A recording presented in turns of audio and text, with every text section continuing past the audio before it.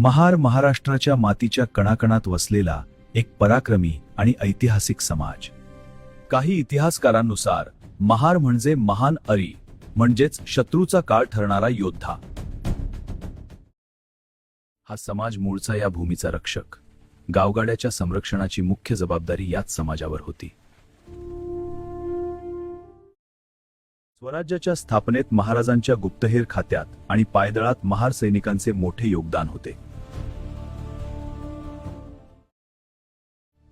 सिद्धनाथ महार आणि अनेक शूरवीरांनी स्वराज्यासाठी आपल्या रक्ताचे पाणी केले.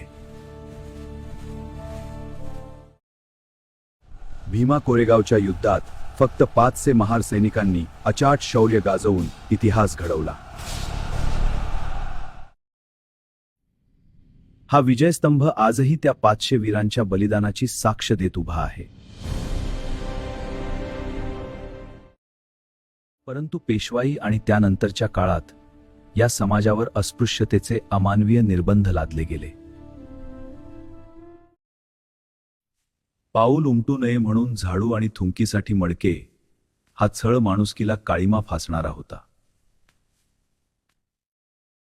या अंधारात महात्मा फुल्यांनी शिक्षणाची आणि समतेची मशाल पेटवून अन्यायाविरुद्ध वाचा फोडली.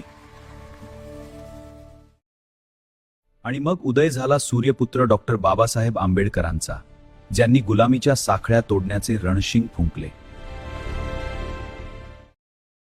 महाडच्या चौदार तळ्याचा सत्याग्रह ही केवळ पाण्याची लढाई नव्हती, तर मानवी हक्कांची लढाई होती. अन्यायी परंपरांचा अंत करण्यासाठी त्यांनी मनुस्मृतीचे दहन करून समतेचा संदेश दिला.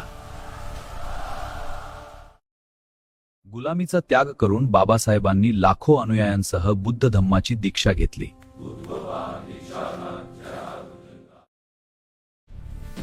शिका, संघटित व्हा आणि संघर्ष करा या मंत्राने महार समाजात शिक्षणाची क्रांती झाली. आज हा समाज देशाच्या प्रगतीत, साहित्यात आणि प्रशासनात आघाडीवर आहे.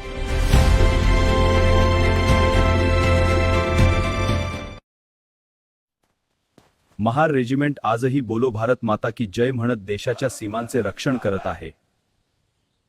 हा शौर्याचा आणि स्वाभिमानाचा इतिहास पिढ्यानपिढ्या प्रेरणा देत राहील. जय भीम.